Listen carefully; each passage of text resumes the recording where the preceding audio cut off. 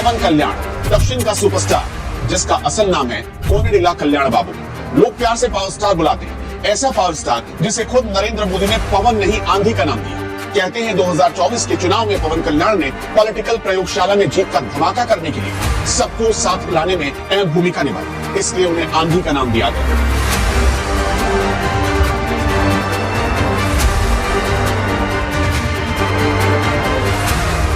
जिस पवन कल्याण ने पिछले कुछ सालों की मेहनत से आंध्र की सियासत को बदल कर रख दिया, उनके अपने नाम बदलने के पीछे भी एक कहानी है, लेकिन इससे ज्यादा रोचक है उनका सियासी सफर।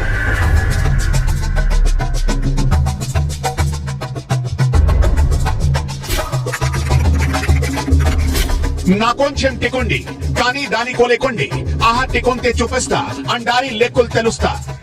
इसका मतलब है मैं थोड़ा पागल, लेकिन मेरे पागलपन में भी एक तरीका है। मैं दिखाऊंगा कि वो पागलपन क्या है और सबसे हिसाब बराबर करूंगा। ये कहने को तो उनकी फिल्म का एक डायलॉग, लेकिन करीब करीब यही लाइन उनके अब तक के सफर में भी झलकता है। अपनी भाभी के कहने पर पवन सिनेमा की दुनिया में आए और अपने भाई चिरंजीवी की राह पर चलते हुए सियासत की दुनिया में। पवन कल्याण को अभी भी एक्सीडेंटल सुपरस्टार कहा जाता है। वैसे उन्हें पसंद था खेतों में फूल उगाना। साल 2008 में अपने भाई सुपरस्टार चिरंजीवी की प्रजा राज्यम पार्टी को ज्वाइन किया। पवन यूथ विंग के अध्यक्ष बनाए गए, लेकिन 3 साल बाद आंध्र प्रदेश की राजनीति बदल गई। चिरंजीवी अपनी पार्टी के साथ कांग्रेस में जा मिले। ये बात पवन कल्याण को अच्छी नहीं लगी। उन्होंने अपने भाई का सांकेतिक विरोध जताया और सियासत से ब्रेक लेने का फैसला किया। ये बस कहने भर को सियासत से ब्रेक था, असल में ये एक बड़े फलक पर राज्य की सियासी दिशा को बदलने की तैयारी थी। साल 2014 में केंद्र में जोर शोर के साथ नरेंद्र मोदी की सरकार बनी। उधर पवन कल्याण ने आंध्र में अपनी नई पार्टी बना ली, नाम रखा जनसेना पार्टी। पहचान बनी जेएसपी के नाम से। इसके साथ ही पवन कल्याण ने कांग्रेस के खिलाफ कई मुद्दों को लेकर बोलना शुरू कर दिया। 2014 में देश में कई बड़े राजनीतिक बदलाव हुए। इसी दौर में पवन कल्याण ने बिना शर्त टीडीपी और बीजेपी का आंध्र प्रदेश में समर्थन किया। उस साल में पवन कल्याण ने खुद को चुनावी मैदान से दूर रखा। पवन कल्याण अपनी फिल्मों के जरिए भी कई बार सत्ता पर चोट करते दिखे। कहते हैं कि ऐसी फिल्मों ने उनकी छवि बदल कर रखी, खासकर महिलाएं और छात्र उनसे तेजी से जुड़ते चले गए। इससे दोगुना फायदा हुआ। उनका फिल्मों का कारोबार और सियासी विस्तार दोनों साथ साथ होने लगा। ये साल 2018 की बात है। जिस टीडीपी सरकार को वो समर्थन दे रहे थे, उसी के खिलाफ पवन कल्याण ने आंदोलन शुरू कर दिया। मुद्दा था किडनी की रहस्यमयी बीमारी को लेकर रिसर्च और उसके इलाज की मांग। इसका असर हुआ कि राज्य की सरकार ने इस बीमारी से पीड़ित लोगों के लिए डायलिसिस सेंटर खोले और पेंशन स्कीम की शुरुआत कर दी।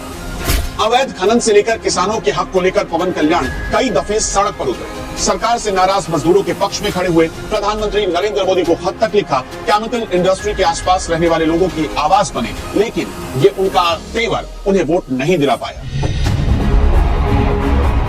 साल 2019 में लोकसभा और विधानसभा चुनाव में पवन कल्याण की बातों पर जनता ने रत्ती भर भी भरोसा नहीं दिखाया। नतीजे सामने आए तो खुद पवन कल्याण अपनी सीट गंवा बैठे। इस हार ने न केवल एक राजनेता के रूप में बल्कि एक अभिनेता के तौर पर भी पवन कल्याण की छवि को नुकसान पहुंचाया था। इस हार को लेकर जब समीक्षा की गई तो इसके पीछे की वजह बताई गई जनसेना पार्टी का बीएसपी और कम्युनिस्ट पार्टी ऑफ इंडिया के साथ गठबंधन। ये बड़ा कारण था। उनके आलोचकों ने उनकी ईमानदारी पर भी सवाल खड़े किए। आंध्र प्रदेश की राजनीति को जानने वाले ये जानते हैं कि वहाँ कम्मा, कापू और रेड्डी समुदाय का काफी प्रभाव है। पवन कल्याण कापू समुदाय से आते हैं और चंद्रबाबू नायडू कम्मा समुदाय से। दोनों चुनावी गुणागणित में यही सोचकर साथ आए थे। हालांकि 2019 की हार के बाद पवन कल्याण फिर से सिनेमाई पर्दे पर लौट आए। 9 अप्रैल 2021 को उनकी फिल्म वकील साहब रिलीज हुई। देखते ही देखते सिनेमा ने सारे रिकॉर्ड तोड़ दिए। रिलीज के पहले हफ्ते ही उन्होंने 100 करोड़ की कमाई की। मतलब साफ था कि पवन कल्याण अभी भी सिनेमा की दुनिया के सुपरस्टार है। ये वो वक्त था जब पवन कल्याण को ये मालूम था कि उनके आगे की राह आसान नहीं है। इस दौरान उन्होंने एक बात कही जिसकी खूब चर्चा की गई। उन्होंने कहा, कोई भी हार किसी सफर का अंत नहीं है, इसे केवल शुरुआत समझिए। जो व्यक्ति या दल आगे बढ़ना चाहते हैं, ये उनकी हार नहीं है। पवन के करीबी उन्हें सिद्धांतों के पक्के बताते हैं। खुद पवन भी उसूलों के पक्के होने की कहानियां सुनाते रहे। पवन ने खुद चुनावी मंच से बताया, साल 2000 में एक सॉफ्ट ड्रिंक के प्रचार के लिए उन्हें शाहरुख खान से ज्यादा पैसे ऑफर किए गए थे, लेकिन उन्होंने ठुकरा दिया। उनके करीबियों का दावा है कि ऐसी बातों का फायदा उन्हें राजनीति में खूब मिला। पवन कल्याण अपनी कहानियों को कभी निजी तौर पर नहीं रखते। डिप्रेशन के दौर की बातें बताते हुए उन्होंने ये भी कहा कि एक बार वो अपने भाई चिरंजीवी की पिस्टल से सुसाइड करना चाहते थे। उनकी निजी जिंदगी से जुड़ी कई कहानियां चर्चाओं में रही। उनकी शादी के किस्से भी आंध्र की सियासत और सिनेमा दोनों ही दुनिया में खूब चर्चा में रही। सिनेमा की सफलता के साथ सियासी सफलता के लिए संघर्ष जारी था। पवन कल्याण किसी भी कीमत पर राजनीति की दुनिया में खुद को स्थापित करना चाहते थे। साल 2022 में उन्होंने कार्यक्रम की शुरुआत की, नाम रखा जनवाणी।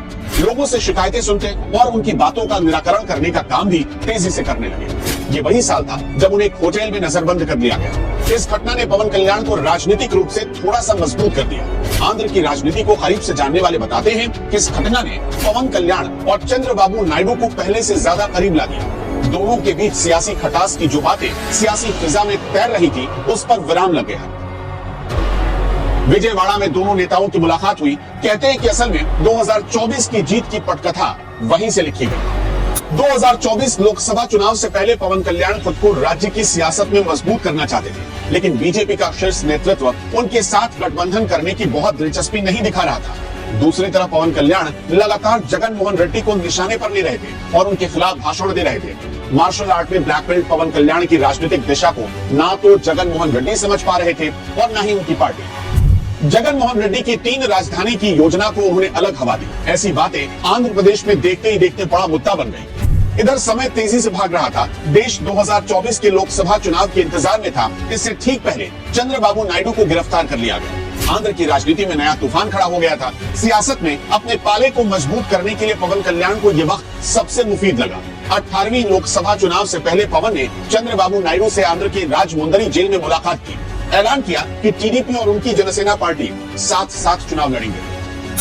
ये साहस इस बात का परिचय था कि हाशिए पर खड़े होकर भी जीत के लिए कैसे आवाज उठाई जाती है। पवन कल्याण बीजेपी के नेतृत्व को यह समझाने में कामयाब हो गए कि आंध्र में जगन मोहन रेड्डी के खिलाफ हवा बहुत तेज है। राजनीतिक लाभ से इतर विधानसभा और लोकसभा चुनाव में अपनी पार्टी के उम्मीदवारों को कम सीटों पर उतारा।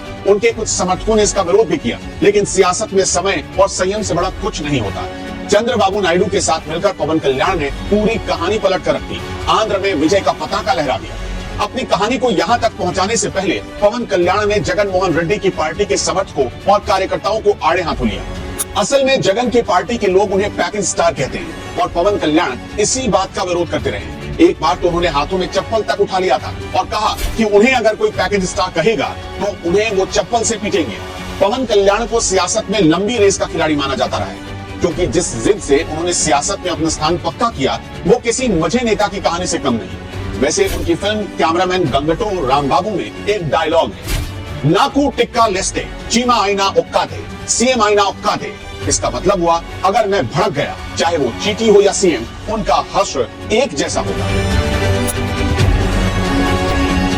आपको पवन कल्याण की कहानी कैसी लगी हमें कमेंट सेक्शन में जरूर बताइएगा।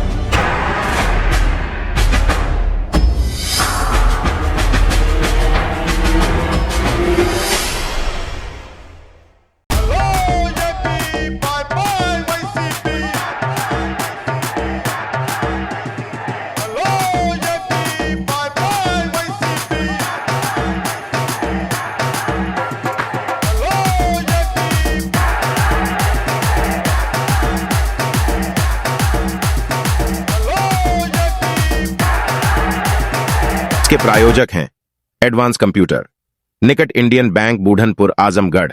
यदि आप अपनी बच्चे को कंप्यूटर की उत्तम शिक्षा देना चाहते हैं तो तुरंत संपर्क करें।